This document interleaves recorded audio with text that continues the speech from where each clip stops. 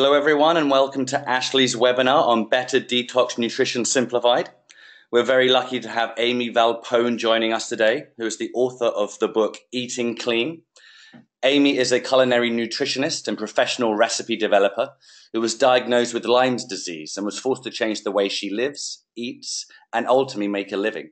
Today, her sole desire is to help you and your body feel as amazing as possible through various simple yet life-altering changes to your nutrition and lifestyle habits. We're very excited to have Amie join us today. As always with the webinars, the last 10 minutes or so we'll open up to a Q&A.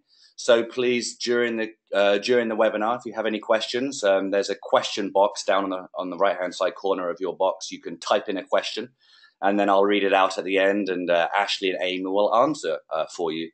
So without further ado, Ashley, Amie, let's get this started.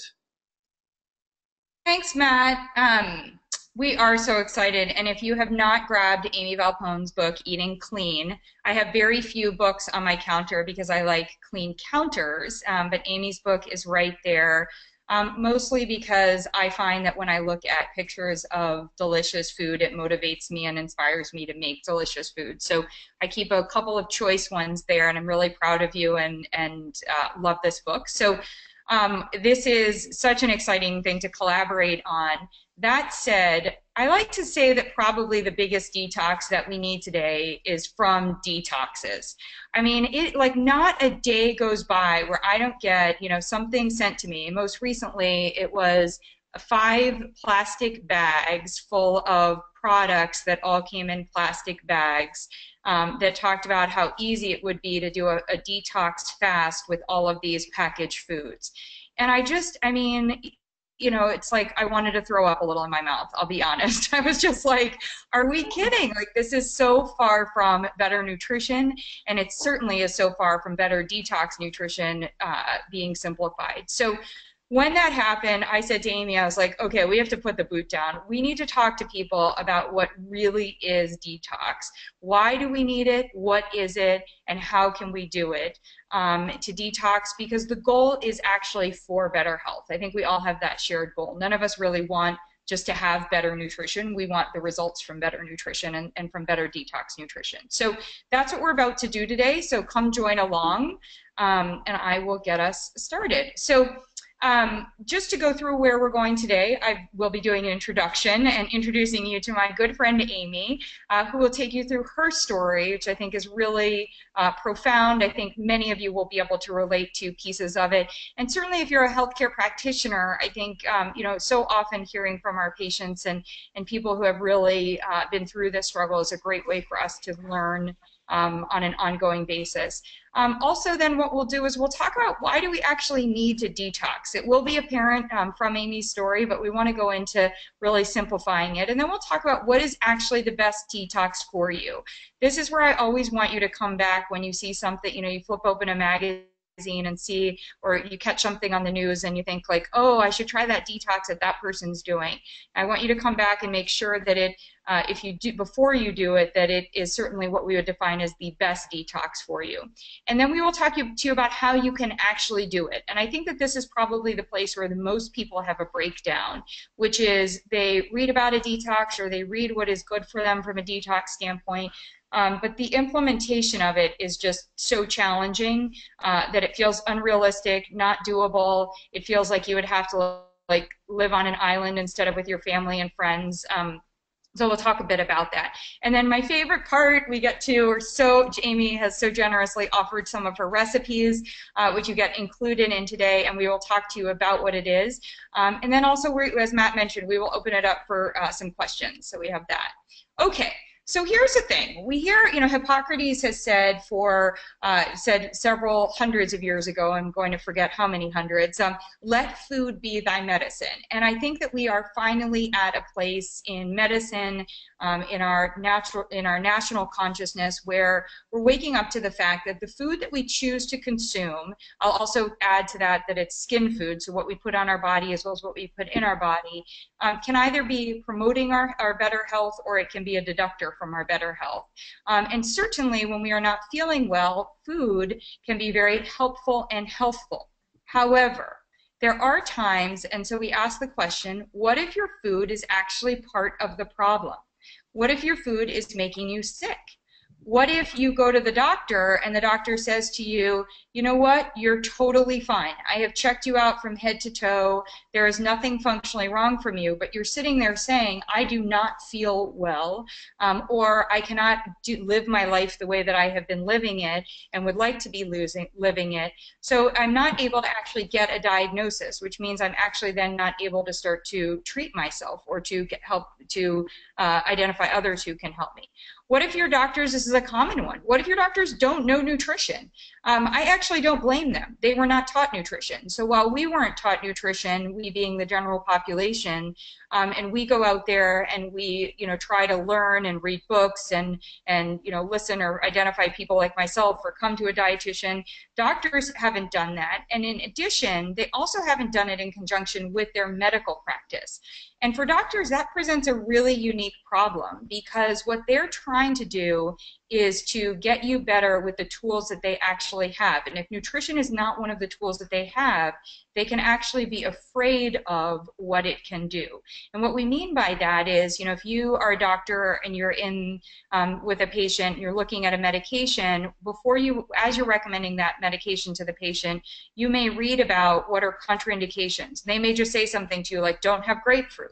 Well, they don't necessarily know that that could mean like, check your protein powder to make sure your protein powder doesn't have grapefruit enzymes in it, or things like that could interact with your medication. And so there are real challenges when doctors aren't taught nutrition. That is changing, but it's not necessarily changing quickly enough for us as it relates to getting the care that we need. And then really the final piece, what if your food can't do everything, can't do it all? We put an appropriate, I think we're putting an appropriate attention on our food today, but we really have a problem in that sometimes there's an over-dependence that everything should be about the food. And I want to throw this back to the doctors and the discussion that we'll have with Amie, which is there are times that you need medical interventions, medications. There are times that you need to do certain things, so we'll talk about things like infrared saunas or colonics. There are times that you need dietary supplements. So one of the things that we want to be clear about is that we're not saying that food is the sole medicine, but we do want to identify a way that your food can be thy medicine. So what if, I'm asking a lot of what ifs, what if you had a situation like Amie? So I'm going to introduce you now to Amie. In addition to being a real friend of mine, she is actually a real person, just like all of you. She was actually a healthy young adult, just like many of you. And then she got sick. And you can read all about this in her, as I was mentioning, her wonderful book, Eating Clean. There's an introduction by world-renowned physician Mark Hyman. There are amazing recipes. There's a whole plan in there. And what I wanted to do now, Amie, was move into having you, excuse me, I did that backwards. Sorry. Go back. I lost your pretty face. There we go. I wanted to move into you and having you tell us about yourself and the path that you've been on for the last couple of years. Definitely. Thank you. Well, thank you for having me. I'm so excited to be here. So, my story started about 10 years ago. I was living here in Manhattan and was working in corporate America. And, one day my legs started swelling up with about 40 pounds of fluid. And nobody knew what was wrong with me, and I was about 95 pounds at the time, and I couldn't gain weight. And, I went to my general doctor, and just getting a blood test, they found that my white blood cells were chronically low as like 1.1, which is extremely low because normal is about 4.0. And so they sent me to St. Vincent's Cancer Center to get a bone marrow biopsy, thinking I had leukemia. And from that point on, my entire life changed. I actually didn't have leukemia, but it spiraled into 10 years of pretty much everything but false negatives for Lyme disease that actually ended up coming out positive 8 years later, hypothyroidism, chronic candida that left me in bed for about 4 months, was given 24 hours to live with C. diff colitis, spent a whole week out in Mayo Clinic in Minnesota getting another bone marrow biopsy and a bunch of workups, and exhausting over 500 doctors. And so the trauma in my mind was pretty insane. And I needed to figure out really how to heal my body. And at this point, I was about 25 and I was on a cocktail of drugs. And I said to myself, you have to choose another path. This is not gonna, this is not gonna work, and you're not gonna be able to survive off of this for the rest of your life. So that's when I, went back to school and started discovering integrative and functional nutrition and reading all these books by doctors like Mark Hyman and your book, obviously.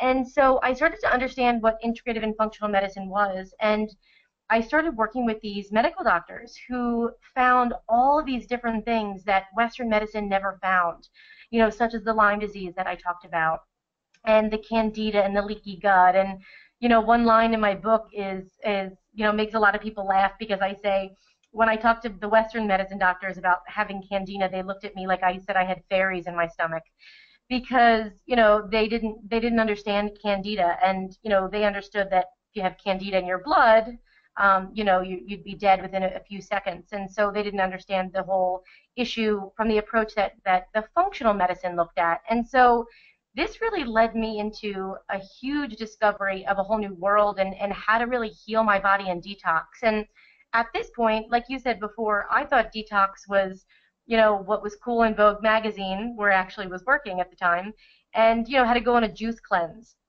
And what I found out was that's not detox at all. That's a cleanse, which, I don't advocate and I've never done. But detox, I learned, was really about getting the bad stuff out of my body. The Lyme disease bugs, the candida bugs, the bad bacteria, the mold, the pathogens.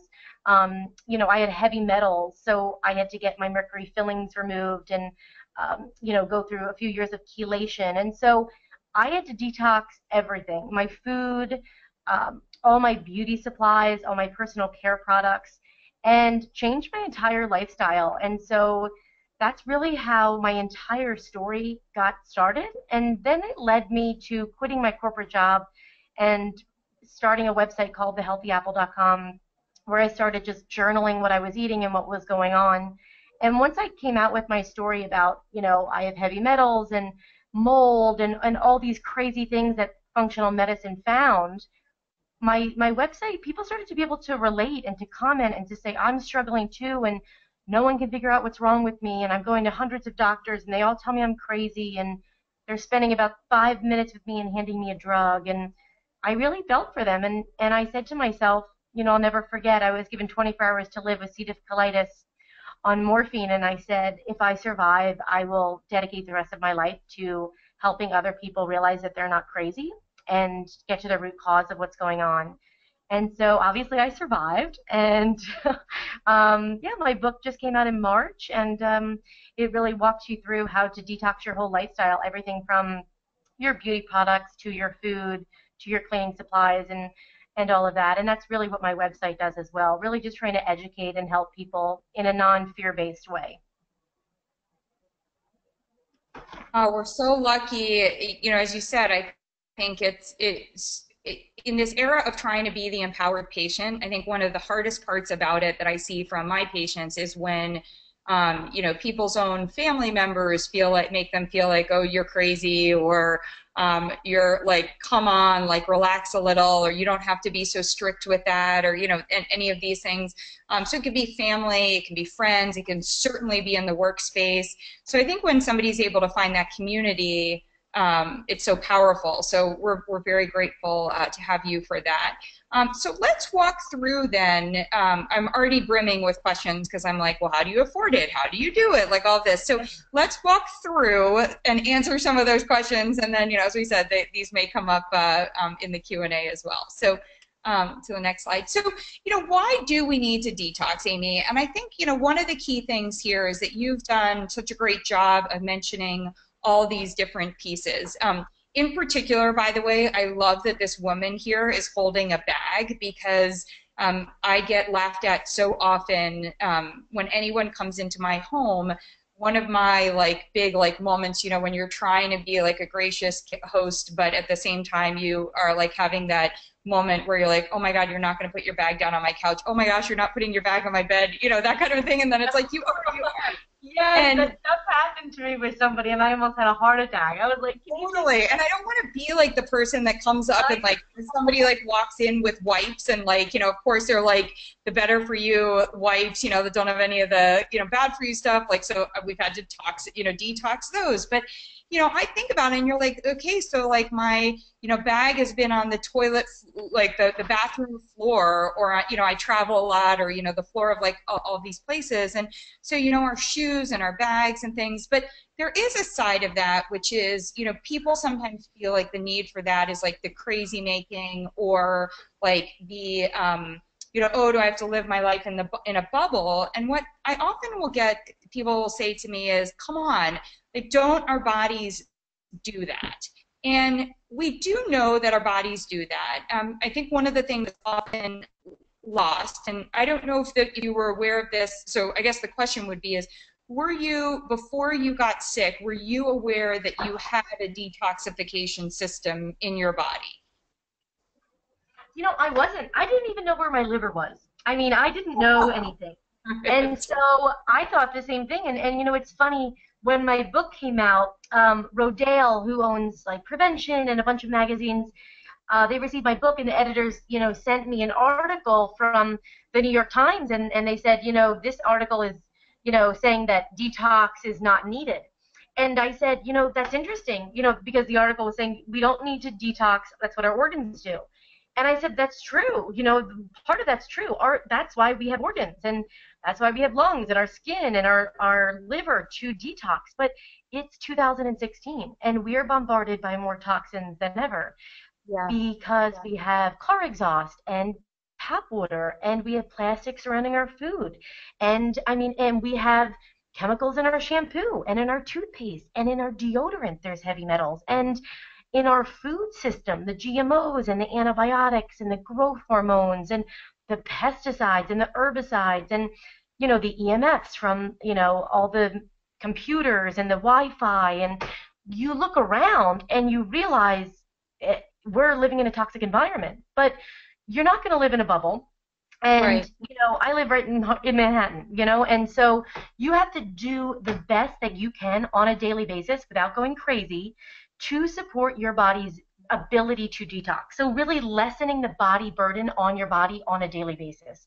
So, starting with a few small things, eating organic is a great step to detox. And people, ask why, like, how is that a form of detox? Because they, connect detox with cleansing and juice fasts. And so that's a simple way to detox, because you're not ingesting growth hormones, antibiotics, pesticides, and herbicides. So your liver does not have to work as hard, and all of those things are not getting stuck in your gut and affecting, your gut lining, and then affecting different things in your body. So, that's Well, one I'm way. going to jump in on that one. So I want to be careful, and I like to just manage it. So you still are ingesting those things, but you are ingesting a significantly less amount. And I think Exactly. that's an important point. I think the lowering of your body burden and the exposure is really key. And when we ask the question, why do we need to detox? It's because we are actually designed to detox.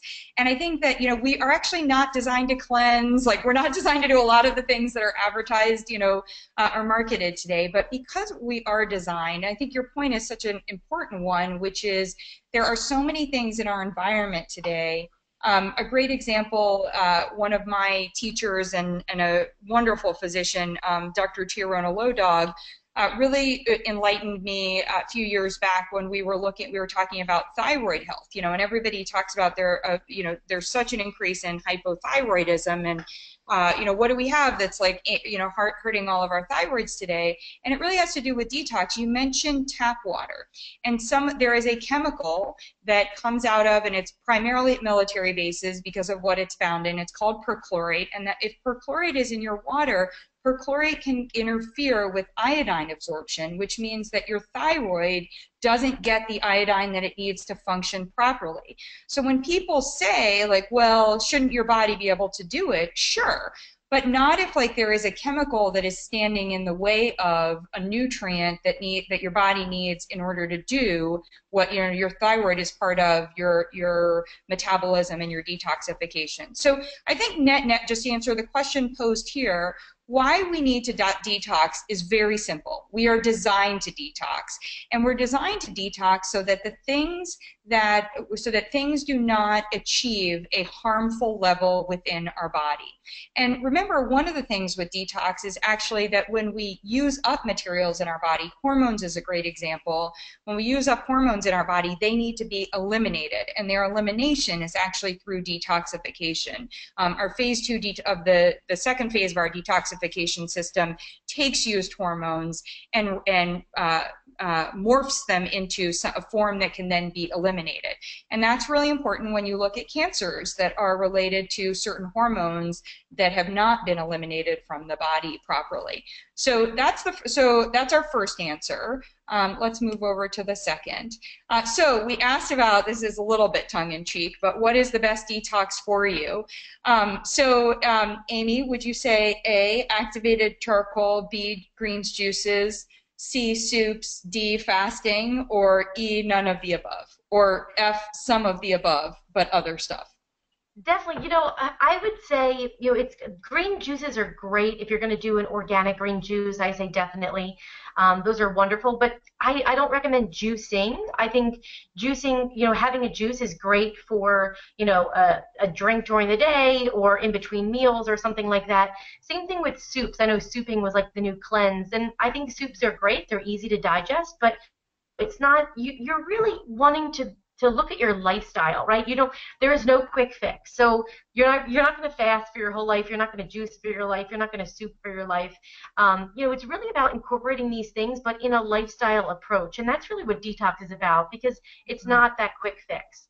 I have done activated charcoal.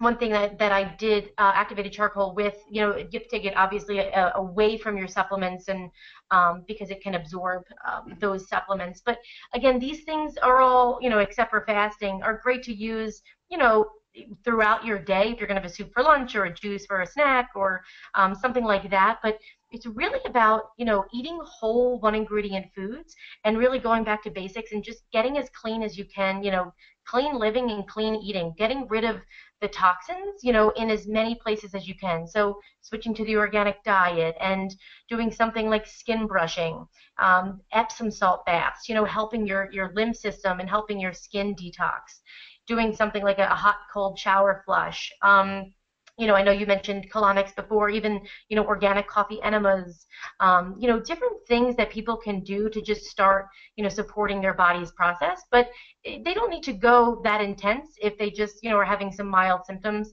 Infrared saunas are wonderful as well. They really helped me with my heavy metals and my Lyme disease, just some of the symptoms that I was having. So some of these things are just really helpful. And what I found is that small little changes can really add up. So, even just saying like what you were talking about, eating organic. I mean, some people feel such a huge difference. I know for myself, when I don't eat organic, I get a headache often.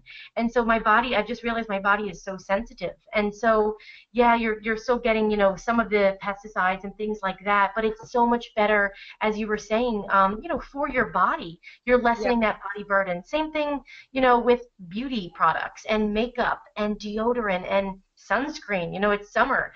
I always thought, and I wrote this in my book, that I was doing a great job using Neutrogena sunscreen and using a fancy brand of chapstick and this designer makeup that I used to buy at Neiman Marcus, and little did I know the makeup had lead in it and all these other harmful chemicals, and my toothpaste was full of chemicals, and deodorant and the sunscreen, and we don't even think about that. So I have so many people, as I'm sure you do as well, that are eating organic and their blood work is still off, and they're not realizing that you're absorbing a lot of the junk that we're putting on our skin. And once I really started to clean all that up, my thyroid started to normalize, my liver started to normalize. You start to realize that your body, you're lessening that body burden, and you're making it easier for your body to really live. Yeah, you bring up some really key points that I just want to make sure that they stand out. So the first thing that you started off, and this was actually going back to your introduction, is you talked about finding functional medicine doctors, and I would argue even general practitioners, straight up, they can be as traditionally trained. But one of the things that we're talking about in this space is at least starting with some diagnostic information. So one of the key things is when we talk about what's the best detox for you is actually to support your body's needs to support its own detoxification system. So your body's own detoxification system has two phases. We were just talking about that. You know, organic fruits and vegetables, all of those colors that exist in nature, those are going to be so important. Broccoli is a standout because of the glucoraphanin, so you'll hear me talking about broccoli all of the time. But all the broccoli in the world, and certainly organic broccoli, is not going to help you if you're not doing the other part, as you're talking about. It's really thinking about what I like to say is your total nutrition. So anything that is going to go in you, and it can go in you by way of on you. When you bring up your skincare and some of these things, it's so frustrating to me because, you know, a lot of that stuff, the chemicals go into your body through the application, and they don't go through the digestive system. So your digestive system is like a vetting system. And I think one of the key things, I mean, it's so important that you brought up the other aspects, and also getting, you know, the other aspects of what goes on your body as being as important as the type of food that you're putting in your body. When it comes to organic, I think to be helpful to people, I typically will advise that you should really do a food journal for a week and identify what it is that you consume most often. And remember, for most of us, that changes seasonally, right? So I drink a lot more iced tea in the summer. I probably drink a lot more hot chocolate in the winter. I want to make sure that the things that I'm having on a regular basis are the things that I'm definitely consuming organic. The things that I'm having every once in a while, or if I'm eating out every once in a while, I'm not going to be as concerned about it. But if I'm eating out all the time, I am going to be, you know, more concerned about it. But I think the skincare piece is so critical because, you know, a lot of this is like trying to envision it this way, like clean your floor while you're wearing dirty shoes. Like you're literally just working at cross purposes. And I will see people investing so much money in organic food and in quality organic foods. You know, somebody's telling me about the kelp, the organic kelp, or they're making, you know, spaghetti squash noodles, and they're doing all this other stuff. And then, you know, their deodorant, or you're right, their sunscreen. And I'll give you a statistic. I imagine that you've heard this one, but when it comes specific to beauty and skincare, the European Union bans or restricts approximately 1,500 chemicals in beauty and skincare. And in the United States to date, we ban 11. And the last time we changed our Cosmetics Act was in 1938. So we are seriously outdated in that mode. And so one of the things, and I talk about this in my other webinar, the Better Beauty webinar, you can look for, there are companies, I work with Beauty Counter, but there are about 15 that come to mind, like RMS, Dr. Hauschka. I mean, throw it at any of the products that you use, Amy.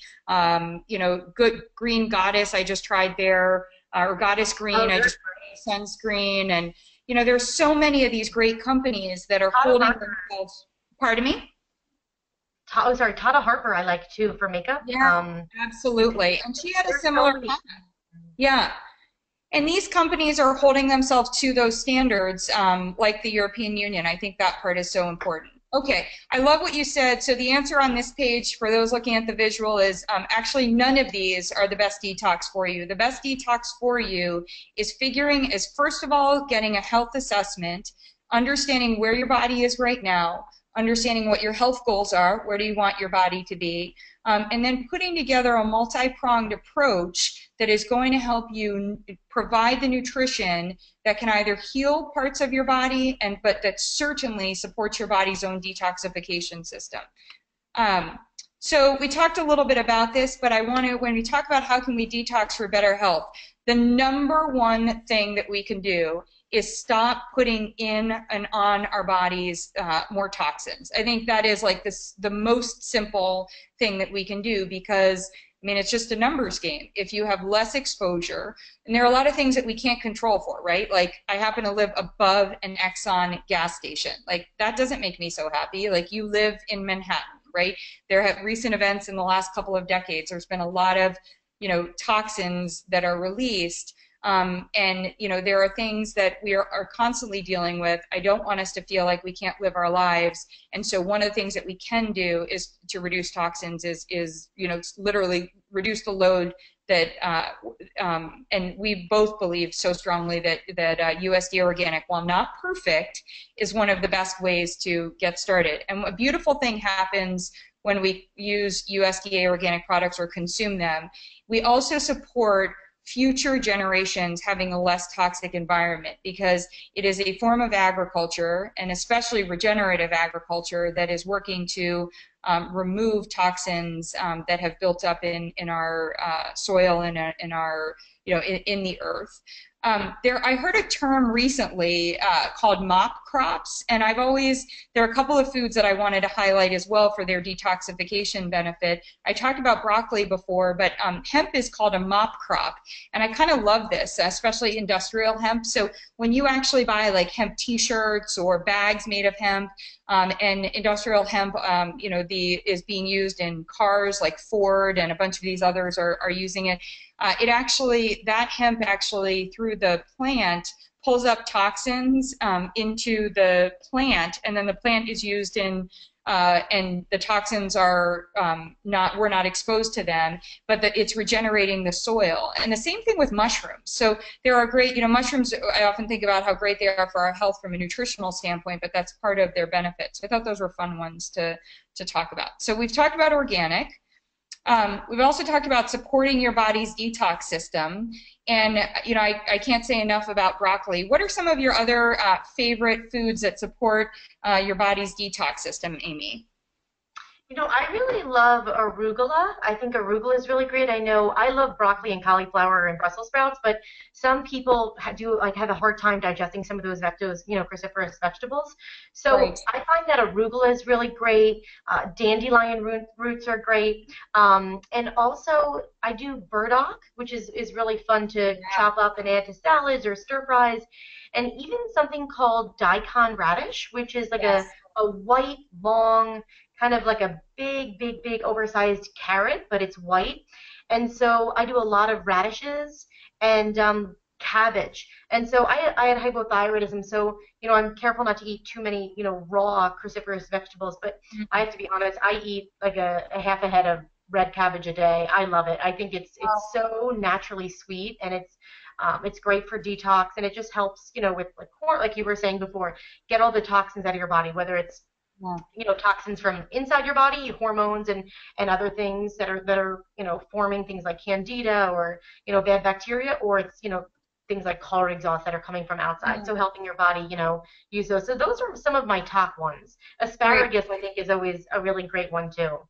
Yeah, and I'm going to use this as a moment to tie in. I pointed them out in the beginning that we do have our sponsors, and I'm so grateful for them, my partners that helped me do this series of free webinars. But it's a great time to actually talk about them. So you mentioned something in particular. So I am the hugest fan of broccoli, and I also am somebody who has gone through a lot of my own detoxification. I was given a lot of antibiotics as a kid, and it definitely impacted my digestive system. And so through my own work, as much as I loved broccoli, I would find at times broccoli would make me bloated. It also depends with travel. It also depends on that time of the month and all those good things. And so Brassica, or True Brock, is one of my partners, and they actually isolate the glucoraphanin from the broccoli floret very early on. And one of my favorite things to do is to drink their green tea that has the glucoraphanin in there, so that you're getting that glucoraphanin. Now, you mentioned the daikon radish. Did you know radishes actually have myrosinase, which is an enzyme? And it's why also in a lot of in particular in Asian salads and stir fries, you'll see like the broccoli with the daikon radish and that piece. So I love that part also. Another amazing source of detoxifying nutrients are your whole grains, and in particular, I know that you've definitely looked at gluten-free, and I know you're a huge fan also, and have done some work with Nature's Path and Nature's Path Organic. I love in particular like the Kia cereal, but just being able to get those whole organic grains. So the many of the nutrients that are in those whole grains are providing you nutrients that help phase 1 and phase 2 detoxification. And whole grains are also a great source of magnesium. And magnesium helps the body relax its muscles, which is we're going to talk about why that's important in a moment. But in addition to it helping from a digestive standpoint, magnesium is really important for the body's detoxification. So is calcium, and you get the right balance of calcium and magnesium there. And when we were talking about all of those organic vegetables, one of the things that I focus on from a convenience standpoint is also keeping them in my freezer. So I like to say that my partner, Earthbound Farm, is like my own. I always have them as my farmer's market wherever I go, and it's because they can be in my freezer. They're fresh. They're grab and go. So I think in that way we do really well. And then hemp. Which is a great source of iron. It's a great source of potassium. You've got magnesium. You've got your essential fatty acids, including your omega-3s, so as well as plant-based proteins, all of which, again, are phenomenal for detoxification. So our partners here, they're my partners in the webinar series, but they're certainly our partners in detoxification. So I wanted to mention them and their foods. So let's go on to this one. So we talked about colonics, and people might gasp, or you mentioned, a coffee enema. But let's be super clear. If you are not eliminating properly, then no detoxification that's going on inside of your body is going to be effective. And Amie, talk a little bit, I get super personal about my digestion, so I'm going to throw it out to you if you're not comfortable. But talk a little bit about what work what recommendations you have, and when you're looking at recipes for detox and that sort of thing, how you think about them as it relates to optimizing digestion. Definitely. So, I face so many different digestive issues, from candida to, which is a form of a yeast overgrowth. And what's interesting is, I thought candida, what I had learned is that as a woman, to have candida, you have to have a yeast infection. And that's completely wrong. I never had any sign of yeast, not in my mouth, not in, anywhere else, but it was in my gut. And so it was through really extensive testing that I had found that with a very last resort doctor. And so that was really shocking to me, because I started to realize how many people are walking around with a form of candida or yeast in their gut and, aren't able to get to the root cause of it. And, a lot of starchy foods and sugars, things like that, can aggravate it and obviously cause a lot of, different symptoms. But what I thought was interesting is that candida and SIBO, which is, small intestinal bacteria overgrowth, they had very different symptoms, but also many symptoms overlap. So I have a lot of people, which I'm sure you do as well, that come to me with bloating after they eat, or gas, or whatever it may be. And it's kind of hard to tell the difference, but, testing for them is, very different. And so that's why I think it's really important to get tested. I mean, I was always getting a stool test, every 6 months, a really detailed stool test, which I laid out in my book, because I wanted to see, what good bacteria was in there, what bad bacteria, what kind of good and bad bacteria, and what was really going on, because, something like Candida and SIBO, which are just two small examples, are treated completely differently. And so I started to realize that just taking probiotics really wasn't really doing me any good. It's kind of like the example, if you have like a dead flower on the ground, you can't just, put Miracle-Gro on it and expect it to grow. You got to get the weeds out and then, put in the, organic Miracle-Gro. So I had to learn how to really get the bad stuff out of my gut. And that was really interesting and also very intense. But a big part of that was really cleaning up what I was eating, like what you talked about before, because everything that we eat goes through our digestive tract, and foods that are processed or made of a lot of chemicals, things like that, they can really start to affect your digestion as well as the lining of your gut in something called leaky gut, which, Ashley, I know you know a lot about as well. When your food starts to, the particles can actually, enter into your bloodstream through your gut. So it's different things like that I had to start to look at and stop listening to a lot of things other people were saying or what every other magazine was telling me to do. And I had to start listening to my body and, and see how my gut was reacting. And what you said about the journal is a great idea. I honestly, throughout the last 10 years, I probably had about 10 journals, and it wasn't even like a journal writing about my day. It was more like, stomach ache in the morning, like felt tired after I ate this. And I'll tell you, it was like a science report putting it together and analyzing it. But it helped me so much. Even the littlest things like crashed it, like I went through weeks where I'd crash at 4 o'clock or I'd crash after I ate food. And I started to realize, oh, it's my blood sugar, or oh, it's my adrenals. But when you have a symptom, you're like, oh, wait, has this been going on before? I can't remember. So I've just gotten really smart about writing things down if a symptom shows up, and this way I can try to pinpoint it. Yeah. So that's really how I started to handle it and really execute, my gut health and take it off from there.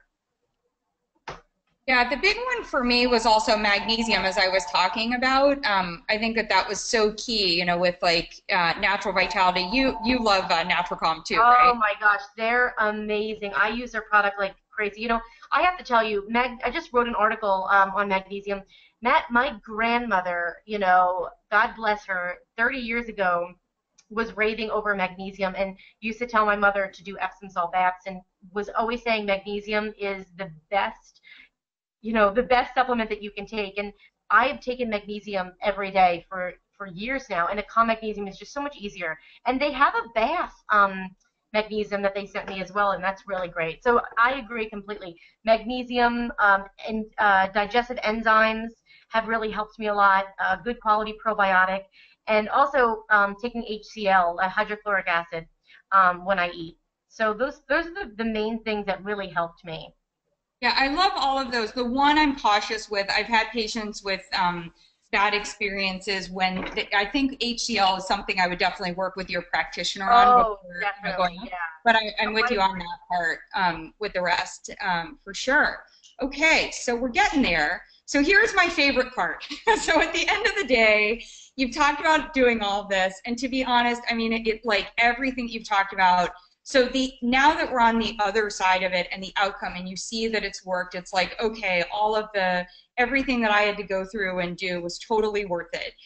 But you have gone through and done a lot. I mean, yes, you have this gorgeous, gorgeous book, and it's filled with these amazing recipes, and you've gone through all the different pieces that we were just talking about.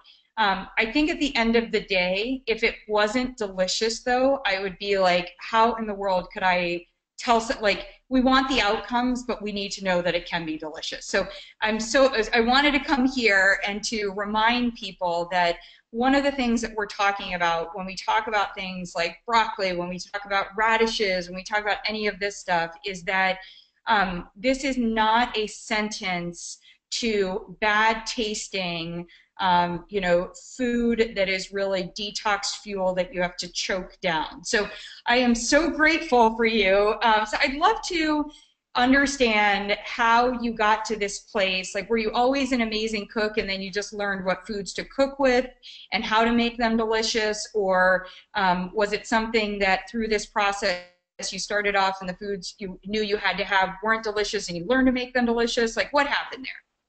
Yeah, I mean, I grew up in a very healthy household. One of my grandmothers was 100% Polish. The other was 100% Italian. So one side of the spectrum, it was like steamed peas at Easter, and the other side was like, stuffed shells and lasagna and, cheesecake at Christmas. So it was like literally one, spectrum to the other, and it was kind of funny. Every time I went over to, my one Italian grandmother's home, I was always sick after what we ate, which was obviously tons of gluten and dairy. And so I started to cut that out. I cut dairy out when I was younger. I was lactose intolerant back in the 80s when no one knew anything about really dairy. But I'll tell you, I really had to start cooking for myself and learning how to eat after college when the gluten issue started and the soy issue started, and I just started feeling really, really bad after I ate a lot of the different foods I was eating. And so I just had to figure out how to create flavor without going crazy. And what I've realized is that, it's all in our minds. I mean, I was addicted to, gosh, in college I chewed tons of, sugarless gum and drank Diet Coke and different, I wasn't an unhealthy eater, but I had like little habits like that I had to kick and kind of had to detox to get off of them. But I had to realize that it was about training my taste buds to create, happiness without having to use all these artificial sweeteners or sugars or I find that every packaged or processed food, I should say, every processed food is so highly, I want to say use the word powerful. Like you open a bag of like Doritos or a sugary cereal, like it is like a powerhouse of flavor. And so our taste buds become addicted to that. And so then when we eat an apple, it's like, drinking water. But if you start yourself weaning off of these things slowly, like eating, roasting some beets or carrots or parsnips and, having some fresh berries and, starting just very slowly. I mean, I'm using sugar just as one example. That's a great way, just because it's all about mindset, right? And just kind of retraining your brain and your taste buds to really create joy in your body after you're eating. Because the last thing you want is to be, eating cardboard and miserable all day. We should be able to be enjoying what we're eating and enjoying our lifestyles and all that. And that's why I create a lot of recipes like crackers and flatbreads and all these different things, a lot of them without grains, always without gluten and dairy and soy and sugar and eggs and, things that people can easily digest and assimilate.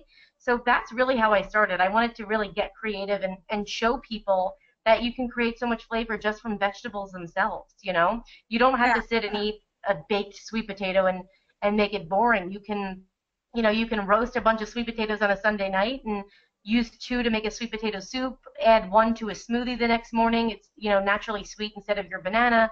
You can, add some to your yogurt parfait for dessert, like things that you can do, use it in place of canned pumpkin pie or, the canned pumpkin and add it to different baked goods. You can do so many different things if you just get a little creative. So that's really how it all started.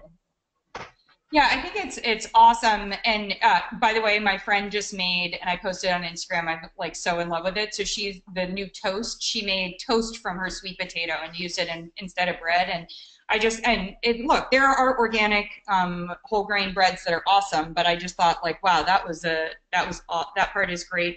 I think your point about processed, so I try to educate on this part too, and you caught yourself there with packaged, right? Like we have to be realists and we have to say, there is going to be a time and a place, and you and I both find what I would call like the better quality packaged foods or, what I look for in that space. But one of the things the best way I think if we're trying to define what is a processing that we should not do, the first line in the sand would be if it requires that it be made in a chemistry lab as opposed to being able to be made in your kitchen, but your kitchen, like not a culinary school kitchen or a food company kitchen. I think that's a great line, to make sure that you stay on the side of your kitchen. And I think the other part is if pieces and parts of the whole food are taken out, that can be okay, but I would be cautious with that part. I think it's probably a good line, again, to just say maybe like that's like a yellow area, an area.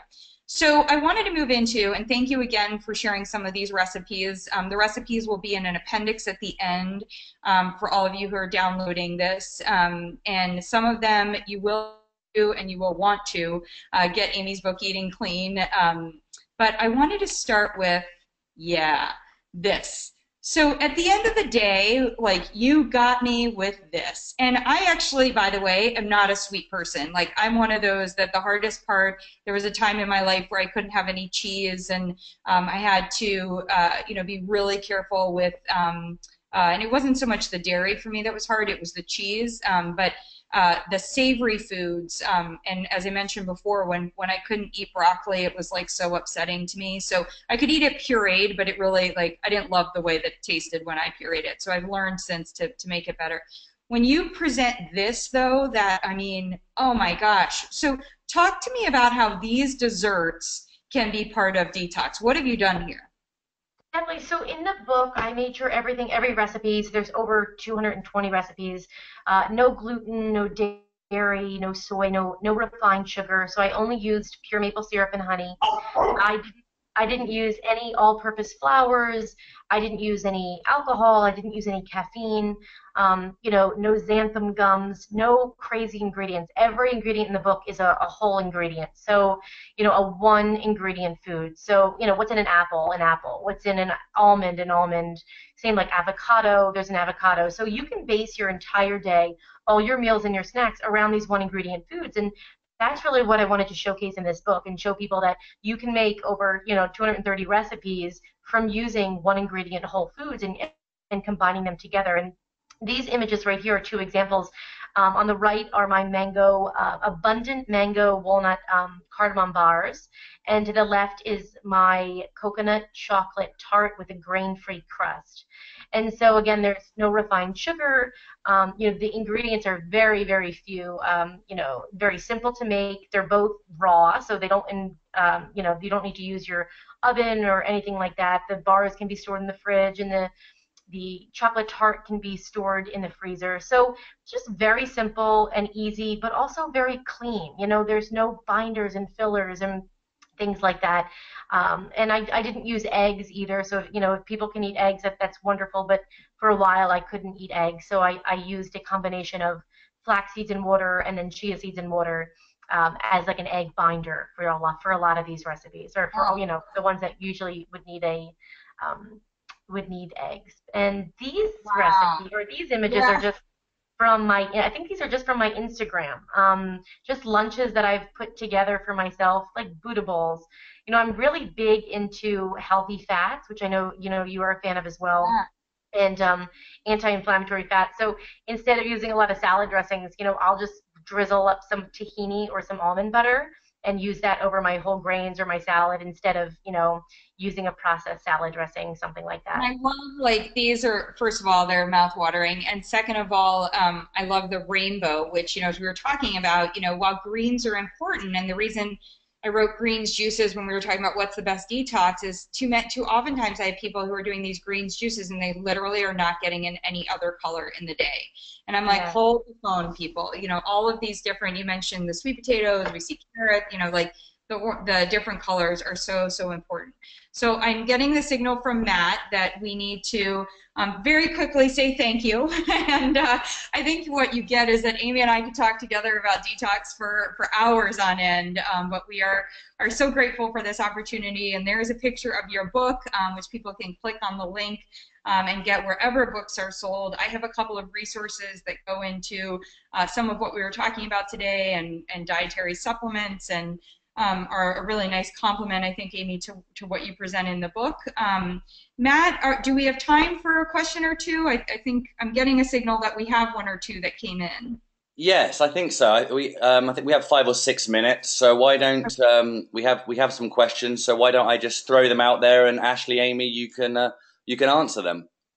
Fantastic. Okay. Perfect. So the first one: what are your favorite ways to detox on a daily basis? Well, I will start with the fact that I am one of those. I mean, I love having so I do something in the morning and I do something at night. And so in the morning when I wake up, I love to do water with lemon, and I take my probiotic, and I take a line.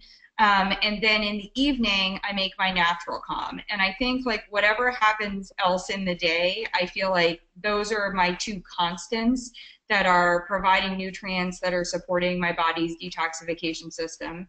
I guess the third one could be that that I will end up eating broccoli somewhere in the day. I love that. That's great.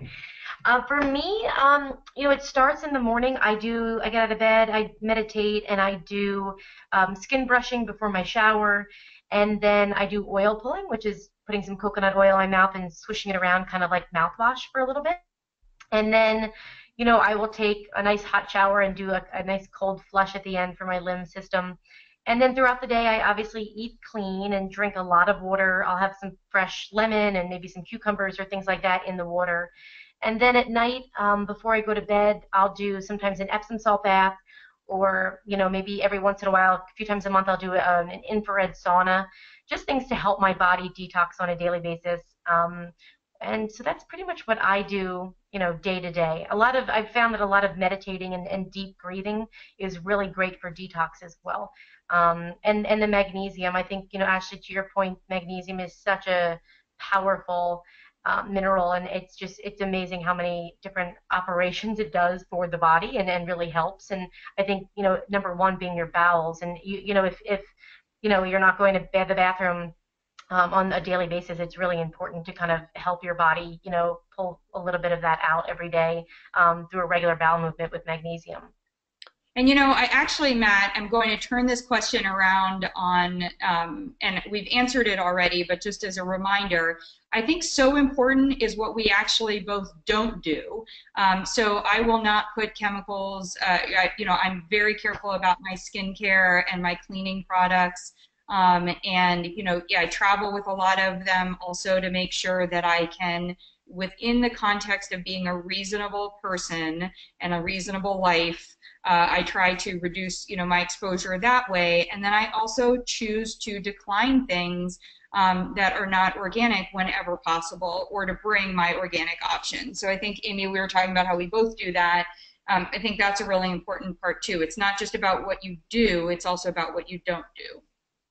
Definitely, I agree. And I also think too, and I know you agree with this, I think stress has a big part, a lot to do with a lot of health issues or imbalances that we face. So I think, the deep breathing and the meditation and just kind of taking a step back, the social media, everybody's on their cell phones, their smartphones and emails coming in. I think it's really important to just take a step back and kind of reassess your day and figure out little pockets where you can, take some breaths and really calm your nervous system down a little bit. Yeah, for sure. Great. Well, I think we have time for one more question. And seeing it's the summer period, people traveling and hopefully going on vacations, I'll ask this one. What do you pack when you travel to eat clean on flights and in hotels? Amie, why don't you start? Definitely. So everyone laughs at me when I travel because it looks like I travel with a family of 10. And every time I'm on an airplane or a train or in a car, I always have a bag of food on me. So tons of vegetables. So I have usually chopped up broccoli, cauliflower, zucchini, vegetables that hold up well, not like cucumbers that can get watery and messy. And fruits, of course, apples, oranges, things like that are easy to eat. And then I do a lot of sprouted or raw nuts and seeds. So you talked about hemp seeds before, which are amazing. I always carry a little baggie of or a little jar of hemp seeds on me and use those to sprinkle on top of salads or anything like that for some protein and omega-3s. Same thing with chia seeds are great as well. But I always do a lot of almonds and walnuts for airplane rides, things like that. And then I pack little packets of tahini or little packets of almond butter, walnut butter that I can kind of squirt onto something and put in my mouth because it's a good amount of fat, healthy fat and protein, so that will hold me over. I find that, and I don't know, Ashley, you might be the same way, but avocado and like nut butters are really easy for me to digest, and they keep me very satisfied. So I find I don't need a ton of food. I can have half of an avocado with maybe some like grain-free crackers or some other kind of healthy carbohydrate or something like that, and I'm satisfied. Whereas if you're just having, raw veggies and salsa, you're not going to be satisfied. So those are a few examples. I also love, bringing some hummus with me in a little container for vegetables. But those are a few of the examples that I use to travel with. Yeah, and so I have my like travel kit of my like seventh generation wipes so that I can wipe down the if it's the back of the plane, the what do you call it, the desk thing that you're typing on or whatever, and then the tray, where you're putting your food. And I also have a spray from Beauty Counter, rose water for my face to keep my face hydrated. I always travel with my Natural Calm. I always travel with digestive enzymes.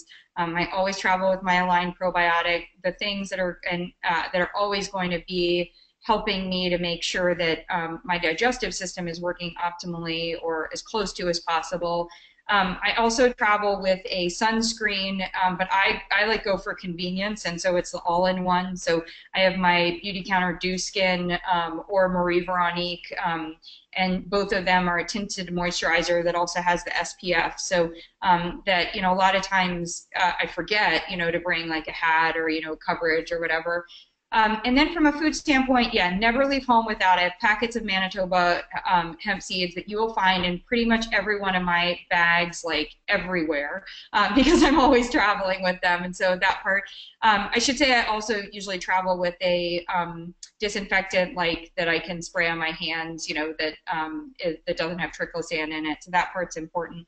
And then I actually, one of the things that for me are probably the biggest is I travel with organic tea bags. For me, the knowing that I can get tea that is going to, because with the tea leaves especially, like, you're right then and there absorbing the toxins. And then one of my favorite things, and this is because I'm not the person that always has the groceries at home to like put all of the pieces together and do that, is I love to treat myself when I travel, and I stop usually and get when I can get one of my favorite like bowls, like it might be a salad bowl, or I might be able to go get like brown rice vegetable sushi, and then I can put the hemp seeds on top of it.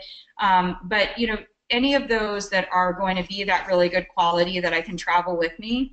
And then there's just an absolute always. I always bring some sort of delicious organic chocolate, dark chocolate, because I know if I don't have it, that is going to be one of the things that I will break down either in search of, or I'm not proud to admit that I might get a less good quality. Just it could happen. And so instead of it happening, like, if I walk into my hotel room and there's chocolate on the bed, if I have amazing chocolate with me, it's very easy for me to say no to that chocolate. And so that's something that I typically travel with. Oh, and I also travel with a Gaia Fresh Breath spray, because otherwise I find that I feel like I need to get mints or gum, and a lot of times those are really poor quality options that also aren't great for digestion.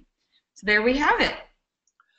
Well, thank you for that, Ashley and Amie. I see some people showed up halfway through or a little bit later, so this webinar will be up on Ashley's YouTube page within 72 hours. I'll also put a link on her Facebook. So if you want to watch it from the beginning, or if you want to take notes and go to a particular section, it'll be accessible for you. So thanks very much, everyone. We'll be doing a webinar again next month. Until then, have a great summer. Thank you so much for having me. This was amazing. And Ashley, I admire